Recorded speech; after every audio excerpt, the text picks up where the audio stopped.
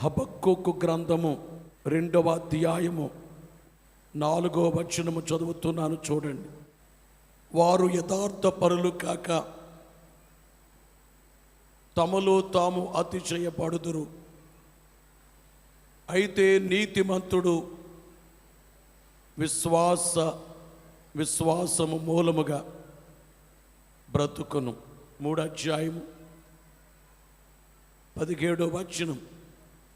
అంజూరపు చెట్లు పూయకుండినను, ద్రాక్ష చెట్లు ఫలింపకపోయినను, ఒలీవ చెట్లు కాపులేకయుండినను, చేనిలోని పైరు పంటకు రాకపోయినను, గొర్రెలు దొడ్డిలు లేకపోయినను, శాలలో పశువులు లేకపోయిన, నేను యెహోవా యందు ఆనందించెదను.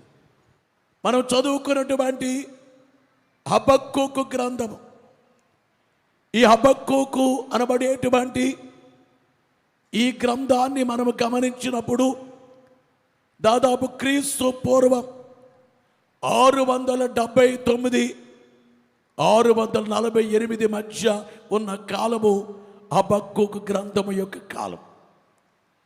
హబక్కూకు అనబడే మాటకు అర్థం ఏమిటంటే కౌగలించుకొని వాడని అర్థం, లేక దేవుని హత్తుకొనుట.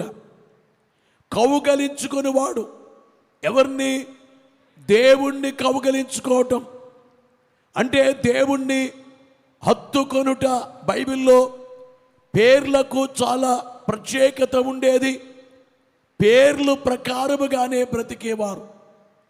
హబక్కూకు అనబడేటువంటి మాటకు అర్థం ఏమిటంటే దేవుని హత్తుకొనుట లేక కౌగలించుకొనుట అనబడేటువంటి అర్థం.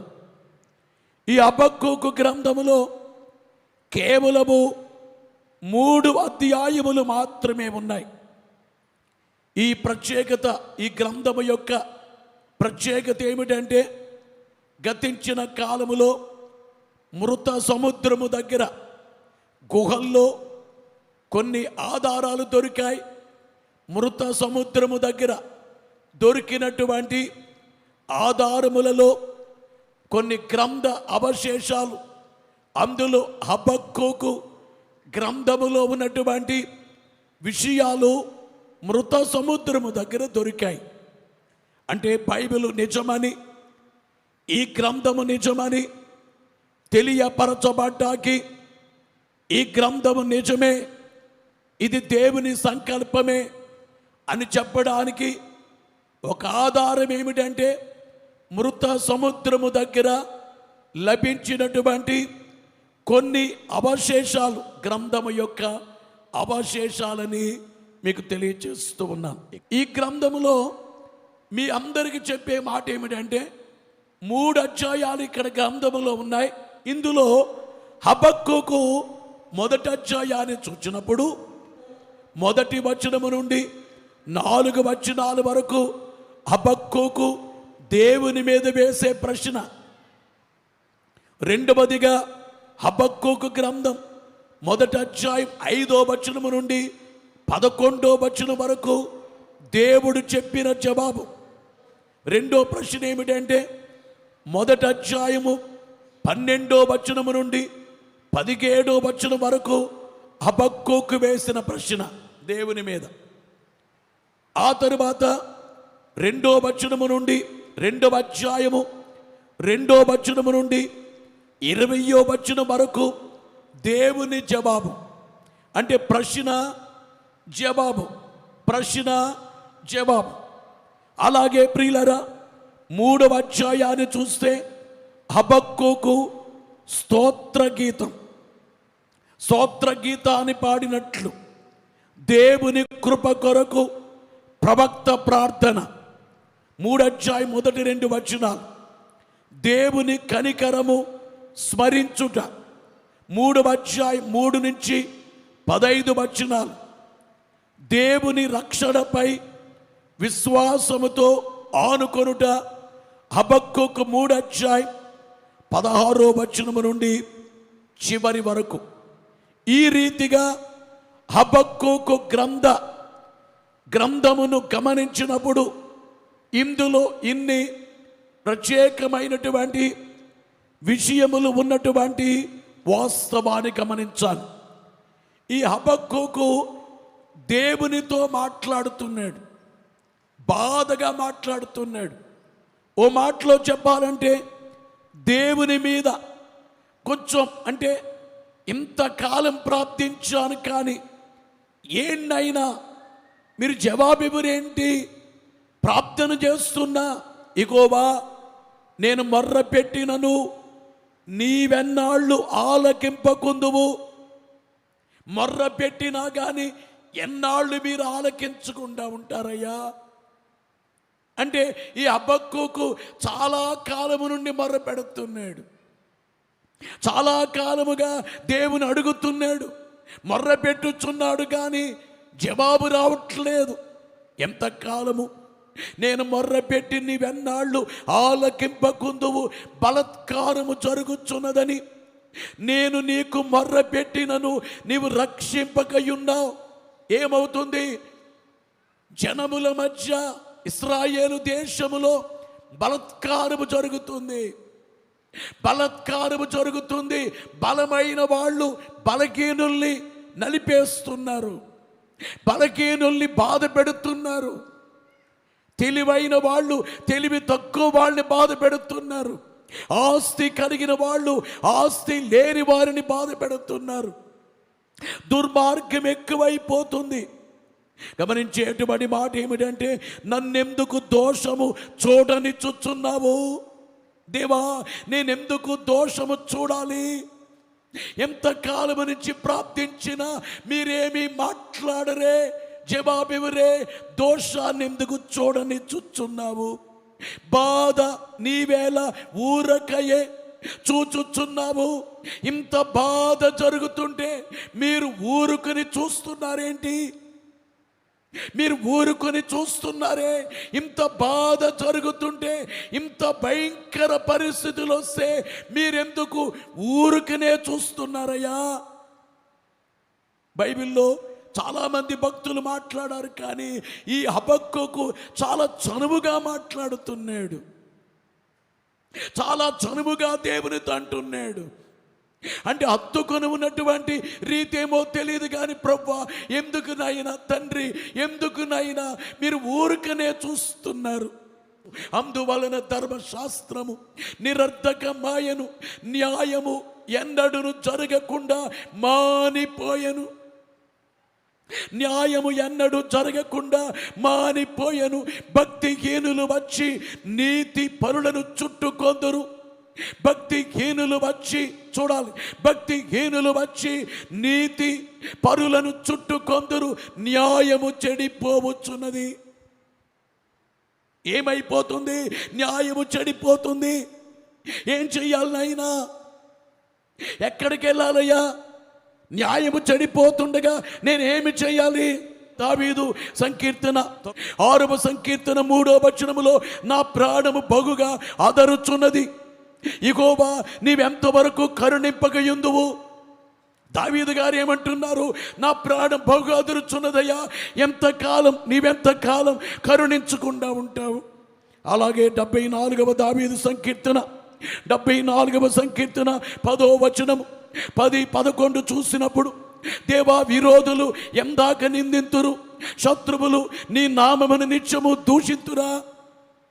నీ హస్తమును నీ దక్షిణహస్తమును నీవెందుకు ముడుచుకొని ఉన్నావు? ఏమంటున్నారు? మీ హస్తాన్ని, దక్షిణ హస్తాన్ని ఎందుకు ముడుచుకున్నారు దీవించకుండా? నీ రొమ్మున నుండి దాన్ని తీసి వారిని నిర్మూలము చేయము. ఆయన నన్ను కాపాడడానికి, రెండే శత్రువులని నాశనము చేయడానికి మీ చెయ్యొద్దండయ్యా, మీ చెయ్యోసారి చూపించండియా, మీరు వారిని నిర్మూలము చేయండి.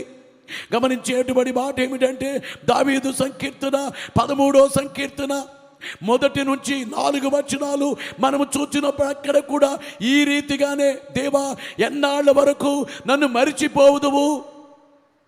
ఎన్నాళ్ళ వరకు మర్చిపోవుదువు? నిత్యము మరిచిదువా? నాకెంతకాలం విముఖుడవైందువు? ఎంతవరకు నా మనసులో నేను చింతపడుదును, ఎంతవరకు నా హృదయములో పగలంతయు దుఃఖాక్రాంతుడునయ్యుందును, ఎంతవరకు నా శత్రువు నా మీద తన్ను హెచ్చించుకొనును. యెహోవా నా దేవా, నా మీద దృష్టి ఉంచి నాకు ఉత్తరమిమ్ము. నేను మరణ నిద్రను వద్దకుండాను, వాని గెలిచితనని నా శత్రువు చెప్పుకొనకుండాను, నేను తూలిపోయి ఉండగా నా విరోధులు హర్షింపకుండగాను నా కన్నులకు వెలిగిమ్ము. ఇవన్నీ ఏమిటంటే వినాలి. ఇప్పటి వరకు మనం చదువుకున్నటువంటి దావీదు సంకీర్తనలో దావీదు గారి ప్రార్థన, దావీదు గారు ఆయన కొరకు ఆయన చేసుకునే ప్రార్థన. మీలో కొంతమంది ఇట్లానే అంటారు, దేవా నేను ఇంత శ్రమల్లో ఉన్నానే, నేను ఇంత నలిగిపోతున్నానే, ఇంత బాధలో ఉన్నానే, కృంగిపోతున్నానే, నలిగిపోతున్నానే, ఎన్నోసార్లు ప్రార్థన చేస్తున్నానే, 7 మెట్లు ధ్యానములో విలపిస్తున్నానే, 7 మెట్లు ధ్యానములో నేను కన్నీళ్లు కారుస్తున్నానే, ప్రార్థనకు జవాబు రావట్లేదే, ప్రార్థనకు జవాబు రావట్లేదు. దైవజనుడు అన్నారు, అన్నిటికంటే పెద్దది ఏమిటంటే జవాబు రాకపోతే, నువ్వు ప్రార్థించినా కానీ ఎంత ప్రార్థించినా జవాబు రాకపోతే అదే పెద్ద శ్రమ. లిస్టు చూసుకుంటే ప్రార్థన ఇష్టంతా చూస్తే పలానప్పుడు ప్రార్థన చేస్తే దేవుడు విన్నారు, పలానప్పుడు విన్నారు, పలానప్పుడు విన్నారు ఆ ప్రార్థనకు జవాబు. కానీ నేను కొంతకాలముగా ఒక అంశము చేస్తుంటే దేవుడు వినడం లేదే, నెరవేరట్లేదే, జవాబు రావట్లేదే. నా నామమున నేమడిగిన చేతునన్నారే, చేయడము లేదే. అడుగుడు మీకు ఇవ్వబడునన్నారే, ఇవ్వడము లేదే. అడుగు ప్రతివాడు పొందునన్నారే, నేను పొందడము లేదే. ఏమి చెయ్యాలి? దేవునికి చెప్పుకోకుండా నేను ఎవరికి చెప్పుకోవాలి? దేవునికే కదా నేను చెప్పుకునేది. దేవుడే కాక వినకుండా మౌనముగా ఉంటే, అక్కడ గాలి తుఫాను వచ్చింది. గాలి వచ్చినప్పుడు యేసు ప్రభు లేవలేదు, నిద్రపోతున్నారు. వర్షం వచ్చినప్పుడు లేవలేదు. మూడవదిగా సముద్రం పొంగుతుంది, లేవలేదు. ఆ తిబిరియ సముద్రములో దోణి పెడుతుండగా వర్షం వచ్చినా, గాలి వీచినా, సముద్రం పొంగినా లేవనటువంటి ప్రభు శిష్యులైన వారు, ప్రభువా నశించిపోతున్నాం అనగానే యేసునాథుడు లేచి, అల్ప విశ్వాసులారా మీరెందుకు భయపడుచున్నారు అని గాలిని, సముద్రాన్ని ఆయన ఆజ్ఞాపించగానే నిమ్మళమైపోయాయి. అనగా యేసునాథుని ప్రభువా నశించిపోతున్నాం అనగానే లేచారు. ఈ వచనాలన్నీ కూడా హబక్కూకు ఆయన ఇంట్లో శ్రమ కాదు, ఆయన ఇంట్లో కలిగిన బాధ కాదు, ఇశ్రాయేలీయులను గూర్చి. యెరూషలేములో ఆ చుట్టుపక్కల ప్రాంతాల్లో ఉన్న ఈ ఇశ్రాయేలు జనాంగమే, ఆ జనాంగం మధ్య జనాంగం మితిమీరిపోయింది, దేవుని విడిచిపెట్టింది. కనికరము కానీ ప్రేమ కానీ లేదు. ఇశ్రాయేలీయులు భయంకరంగా జీవిస్తున్నారు. అందుకని దేవా వీరు మార్చండి నాయనా, కనికరించండి నాయనా. వీళ్ళు ఇలాగున్నారేంటి? మంచి వాళ్ళు తొక్కేస్తున్నారు, నాశనము చేస్తున్నారు, బాధ పెడుతున్నారు, ఇబ్బందులు పెడుతున్నారు. మీరు మౌనంగా ఉన్నారే. ఇలా చూడండి ప్రియులారా, కొన్నిసార్లు ప్రభు మౌనంగా ఉంటారు. ఇప్పుడు నేను చెప్పినట్లుగా దోణిలో యేసునాథుడే, వర్షం వస్తున్నా మౌనమే, సముద్రం పొంగినా మౌనమే, గాలి వీస్తున్నా మౌనమే. కానీ శిష్యులు ప్రభువా నశించిపోతున్నామనగానే యేసు లేచి వారిని గద్దించి గాలి తుఫాన్ని నిమ్మడము చేశారు. అంటే పిలవగానే ప్రభువా అనగానే లేచారు. దేవుడు పిలిస్తే ప్రభువా అంటే ప్రభు లేచారు. కానీ ప్రభు కొన్నిసార్లు నువ్వు ప్రార్థన చేసినా మౌనంగా ఉంటారు. అది భయంకర శ్రమ. నీవెంత కన్నీళ్లు కార్చినా కానీ మౌనంగా ఉంటారు. ఇది హబక్కూకు చెప్పే మాట. అయ్యా నేను ఇంతకాలం అడిగాను కానీ జవాబు రాలేదే, జవాబు నాకు రావడం లేదే. మీరెందుకు మౌనంగా ఉన్నారు? మీరు చూచి కూడా మీరు మౌనంగా ఉన్నారు, బహుశా బైబిల్ పండితులు ఏమంటారంటే హబక్కూకు మాట్లాడినట్లుగా బైబిల్లో ఎవరు ఇలా మాట్లాడలేదు. అంటే దేవునితో చాలా జాగ్రత్తగా మాట్లాడాలి. గౌరవం ఉంది ఆయనకి. కానీ గమనించే మాట ఏమిటంటే, ఎందుకునైనా ఇంతేనైనా ఇంత భయంకరమైన పరిస్థితులేంటి, నేను చూడలేకపోతున్నాను. మొర్ర పెట్టినా నీవెన్నాళ్ళు ఆలకింపకుందువు, బలత్కారము జరుగుతున్నదని నేను నీకు మొర్ర పెట్టినా నీవు రక్షింపకయున్నావు. దైవజనుడు అందుకే దీని గురించి చక్కగా రాసినటువంటి, అంటే అర్థం కావడానికి వ్రాసినటువంటి రక్షణ పక్షాన్ని మనము చూచినప్పుడు, దైవ భక్తాళికి దారిద్ర్యమబ్బును. దైవ భక్తాళికి, దేవుని నమ్మిన వారికి, ప్రార్థించే వాడికి కొన్ని పర్యాయాలు దరిద్రం వస్తుంది, దారిద్ర్యం అబ్బుతుంది. దైవ భక్తాడికి దరిద్రం ఏంటి? ఆశీర్వాదాలు ఉండాలి కదా. దైవ భక్తాడికి దారిద్ర్యం అబ్బును, కెరటాల కష్టములు పొరలివచ్చు. కెరటాల కష్టాలు వస్తాయి. ఎంత ప్రార్థించినా ఎక్కువగునే గాని అలలెంత మాత్రము అణగకుండు. ఎంత ప్రార్థించినా కానీ ఎక్కువ అవుతున్నాయి. కానీ ప్రార్థన చేసే కొలది శ్రమలు ఎక్కువవుతున్నాయి, కష్టం ఎక్కువవుతుంది, వేదన ఎక్కువవుతుంది, మనోవిచారం ఎక్కువవుతుంది. ఎంత ప్రార్థించినా ఎక్కువగునే గాని అలలెంత మాత్రము అణగకుండు. అది అట్టులుండ నిరాశ సముద్రము స్పష్టంబుగా గాన పడుచునుండు. నిరాశ సముద్రము లేక, సముద్రం ఎంత పెద్దదో నాకున్న నిరాశ అంత పెద్దగా కనబడుతుంది. నిరాశ, నేనేమి చేయలేను ఇంకా. కొంతమంది అమ్మాయిలు అనుకుంటారు, అబ్బాయిలు, ఇంక నేను చదవలేను, ఇంకా నా వల్ల కాదు, ఇంకా నా జీవితం ఇంకింతే అయిపోయిందంతే. నిరాశ. నా పెట్టుకున్న ఆశలన్నీ నిరాశ అయిపోయాయి. నా పిల్లల బ్రతుకునింతేనా, నా భర్త ఇంతేనా, ఇంతకాలం నుంచి అడుగుతున్నాను. నిరాశ సముద్రం వలె కనబడుతుంది. దేవుడు తెలియచేసేటువంటి ఆయన జవాబును మనము చూస్తే 5వ వచనములో అన్యజనులలో జరుగునది చూడుడి, ఆలోచించుడి, కేవలం విషయమైనందుడి, మీ దినులను ఒక కార్యము జరిగింతును. దేవుడు ఏమంటున్నారంటే, నేను ఒక కార్యాన్ని జరిగిస్తాను, అలాగూ జరుగునని ఒక్కడు మీకు తెలిపినను మీరు అతను నమ్మకయుందురు. నేను ఒక కార్యము జరిగిస్తాను. దేవుడు ఏమంటున్నారు? జవాబు చెబుతున్నారు. ఏమని? ఓ కార్యాన్ని జరిగిస్తాను. ఓ కార్యాన్ని ఆలకించుడి. తమది కాని ఉనికి పట్టున ఆక్రమించుకుని భూదిగంతముల వరకు సంచరించు ఉద్రేకము గల క్రూరులకు కల్దీయులను నేను రేపుచున్నాను. మీరు అనుకోవచ్చు, దేవుడే స్పందించారు, మాట్లాడుతున్నారు, మొదలుపెట్టారు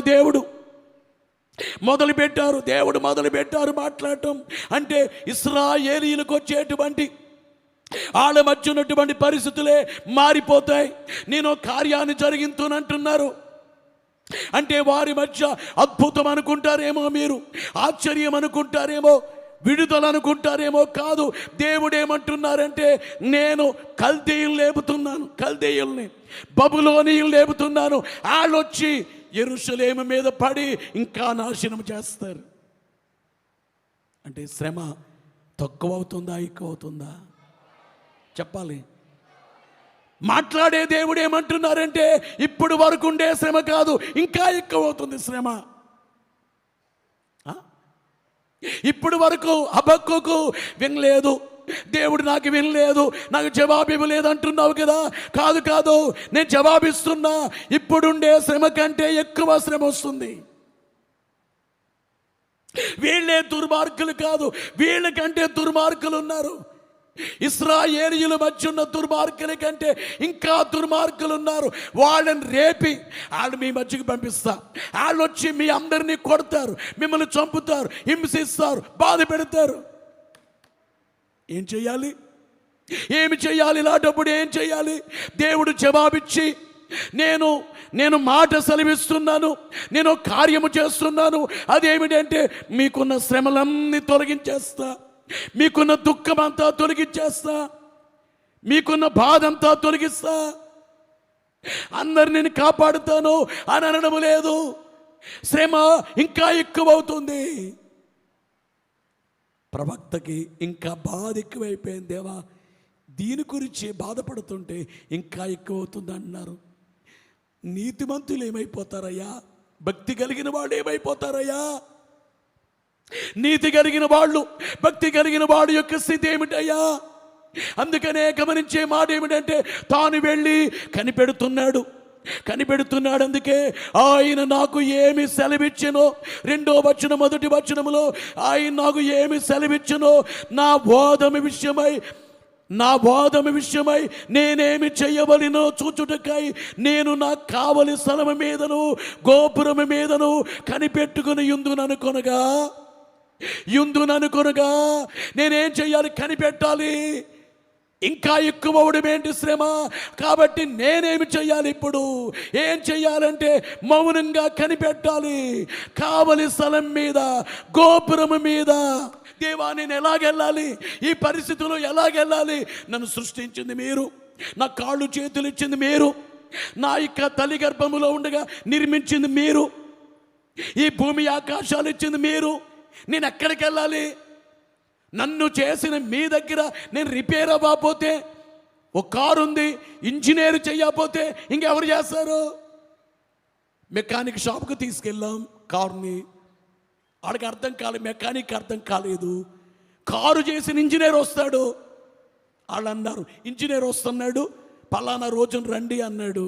ఇంజనీర్కి అర్థం కాలేదంటే ఇంజనీర్కి అర్థం కాబోవడం ఉండదు. అవునా? అట్లట్లేదు. ఇంజనీర్ ఎందుకంటే ఇంజిన్ చేసిన ఇంజిన్ ఆయన చేశాడు కాబట్టి ఇంజిన్లో ఏ లోపాలు వస్తాయో, ఏ లోపాన్ని ఎలాగ అధిగమించాలో, దేనికి ఏది వేయాలో, ఏ పార్ట్ వేయాలో ఇంజనీర్కి తెలుసు. ఇంజనీర్కి తెలియంది ఏమీ లేదు.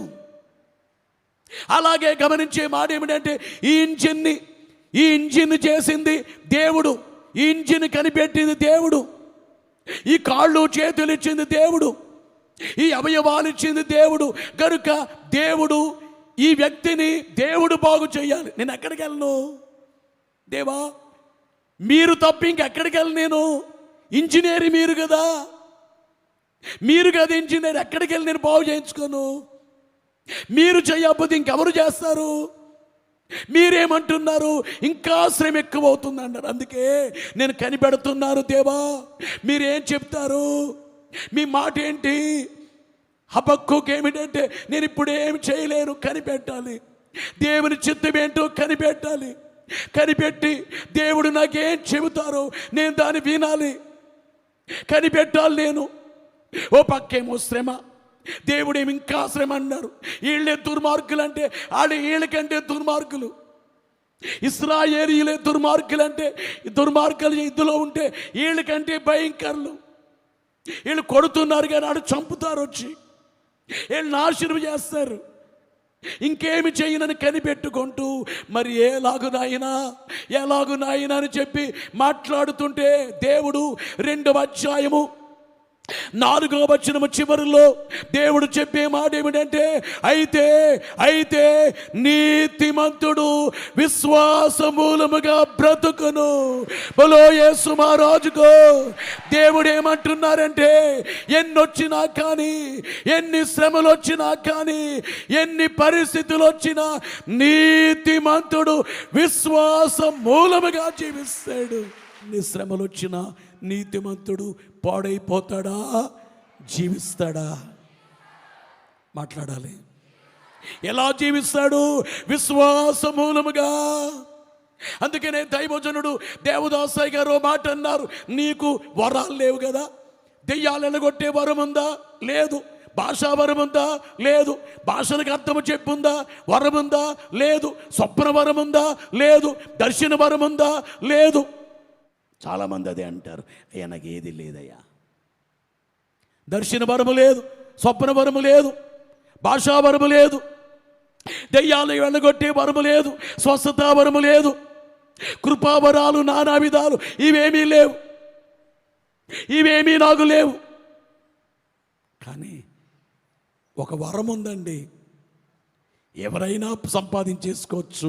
ఆ వరం ఏమిటంటే విశ్వాస వరం. విశ్వాసం అనేది ఒక వరం. నీకు నీ జీవితంలో విశ్వాసం, అందుకే నేను ఎప్పుడు అంటాను, విశ్వాసం ఎప్పటికీ ఓడిపోదు. విశ్వాసమునకు ఓటమి లేదు. విశ్వాసం ఎప్పటికీ ఓడిపోరు. విశ్వాసం అనబడేటువంటిది చాలా గంభీరమైనది. విశ్వాసం బలమైనది. విశ్వాసమును బట్టి జరిగేటువంటి కార్యములు ఎన్నో కార్యాలు, బలమైనటువంటి కార్యములు ఉన్నాయి. గమనించే మాట ఏమిటంటే విశ్వాసము ద్వారా జరిగినటువంటి కార్యాలు మనము చూస్తే, ప్రభునందు ప్రియులారా, విశ్వాసమును బట్టి వారు పొడి నేల మీద నడిచిరి. ఇశ్రాయేలీయులట విశ్వాసమును బట్టి వారు పొడి నేల మీద నడిచినట్లు సముద్రములో పడి నడిచిపోయిరి. ఐగుప్తులు అలాగ చేయి చూచి మునిగిపోయిరి. విశ్వాసముని బట్టి 7 దినముల వరకు ప్రదక్షిణము చేయబడిన తరువాత ఎరుకో గోడలు కూలెను. విశ్వాసమును బట్టి రాగబరి వేశ్య వేగులు వారిని సమాధానముగా చేర్చుకున్నందున అవిధేయులతో పాటు నశింపకపోయాను. ఇకను ఏమి చెప్పుదును? గిద్యోను, బారాకు, సంసోను, యెఫ్తా, దావీదు, సమూయేలును వారిని గూర్చియు ప్రవక్తలను గూర్చియు వివరించుటకు సమయము చాలదు. వారు విశ్వాసము ద్వారా రాజ్యములను జయించిరి. హెబ్రీ పత్రికలో 11వ అధ్యాయములో 33వ వచనములో వారు విశ్వాసము ద్వారా రాజ్యములను జయించిరి, నీతి కార్యములను జరిగించిరి. Praise the Lord. వాగ్దానములను పొందిరి. సింహముల నోళ్లను దేవుని ఆత్మ మన మధ్య పని చేస్తున్నారు. జనముల మధ్య పని చేసినటువంటి ఆత్మ జనముల మధ్య పని చేస్తున్నారు. సింహముల నోళ్ళు గమనించేటువంటి మాట ఏమిటంటే, వారి విశ్వాసము ద్వారా రాజ్యములను జయించిరి, నీతి కార్యములను జరిగించిరి, వాగ్దానములను పొందిరి. దేనివల్ల? విశ్వాసము ద్వారా. సింహముల నోళ్ళను మూసిరి. దేని ద్వారా? విశ్వాసము ద్వారా. అగ్ని బలమును చల్లార్చిరి. దేని ద్వారా? ఖడ్గదారిని తప్పించుకుని. దేని ద్వారా? బలహీనుడిగా ఉండి బలపరచబడిన. దేని ద్వారా? యుద్ధములో పరాక్రమశాలులైరి. దేని ద్వారా? మాట్లాడనమ్మా. విశ్వాసము అనండి. విశ్వాసము ద్వారా. అన్యుల సేనలను పారద్రోలిరి. దేని ద్వారా? పాలదోలారు. దేని ద్వారా? అందుకే విశ్వాసము చాలా గొప్పది. గమనించే మాట ఏమిటంటే, విశ్వాసం నీతిమంతుడే విశ్వాసము ద్వారా జీవిస్తాడు. 2వ అధ్యాయములో మీరు 5 రకాల శ్రమలు చూస్తారు. 2వ అధ్యాయం 6వ వచనములో చూస్తే, తనది కాని దానిని ఆక్రమించి అభివృద్ధి నొందిన వారికి శ్రమ. అంటే బబులోనీయులైన వారికి శ్రమ. తమది కానిని ఆక్రమించి, తన దానికి ఆక్రమించి అభివృద్ధి నొంది వారికి శ్రమ. అలాగే 9వ వచనములో అన్యాయముగా లాభము సంపాదించుకుని వారికి శ్రమ. 3వదిగా హబక్కూకు గ్రంథం 2:12లో నరకచ్చ చేయుట చేత పట్టణమును కట్టించు వారికి శ్రమ.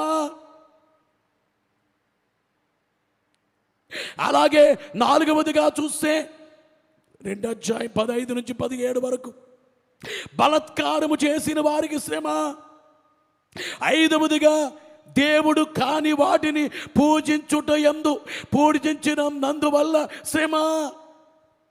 అంటే వాడికేమి, వాళ్ళు నాకు మంచోళ్ళేం కాదు, వాళ్ళనికి పంపించానంటే మిమ్మల్ని బట్టి పంపించాను నేను. వజ్రాన్ని వజ్రంతో కోసేటట్లు మీరు మూర్ఖత్వంగా ఉన్నారు. ఆ మూర్ఖులు వస్తే మీకు అర్థమవుద్ది. అంతేగాని వాళ్ళు మాకు మంచోడు కాదు. నా దృష్టిలో నేను న్యాయవంతుణ్ణి. దేవుడు అనేది ఏమిటంటే, నేను న్యాయవంతుణ్ణి, ప్రేమామయుణ్ణి. మీ విషయంలో న్యాయం, వాళ్ళ విషయంలో న్యాయం. ఎవరి విషయంలోనైనా కానీ న్యాయమే.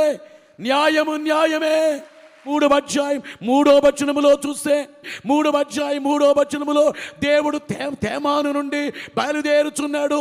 పరిశుద్ధ దేవుడు పారానులో నుండి వేంచేయుచున్నాడు. ఆయన మహిమ ఆకాశ మండలం అంతటను కనబడుచున్నది. భూమి ఆయన ప్రభావముతో నిండి ఉన్నది. అంటే దేవుడు ఏం చేస్తున్నారు? బయలుదేరుతున్నారు. దేవుడు ఏం చేస్తున్నారు? గట్టిగా చెప్పాలి. ఎందుకు బయలుదేరుతున్నారంటే ఇశ్రాయేలీయులు వారు పశ్చాత్తాపములోకి వచ్చారు కనుక వారిని క్షమించటానికి వాళ్ళని బాధ పెట్టిన బబులోయుల్ని నాశనము చేయడానికి. 17వ వచనం 17వ వచనంకి వచ్చేటప్పటికి మాట్లాడేది ఏమిటంటే, అంజూరపు చెట్లు పూయకుండినను, ద్రాక్ష చెట్లు ఫలింపకపోయినను, ఒలీవ చెట్లు కాపులేకయుండినను, చేనులోని పైరు పంటకు రాకపోయినను, గొర్రెలు దొడ్డిలో లేకపోయినను, శాలలో పశువులు లేకపోయినను, నేను యెహోవా యందు ఆనందించెదను. ఏమీ లేకపోయినా కానీ యెహోవా యందు నేను ఆనందిస్తాను తండ్రి. ఆ తర్వాత చక్కటి వచనాన్ని మనము చూస్తే, ప్రభు యెహోవాయే నాకు బలం, యెహోవాయే నాకు బలం, ఆయన నా కాళ్ళను లేడి కాళ్ళవలే చేయును, ఆయన నా కాళ్ళను లేడి కాళ్ళవలే చేయును, ఉన్నత స్థలముల మీద ఆయన నన్ను నడువ చేయును, ఆయన కాళ్ళను లేడి కాళ్ళవలే చేయును, ఉన్నత స్థలముల మీద ఆయన నన్ను నడువ చేయును.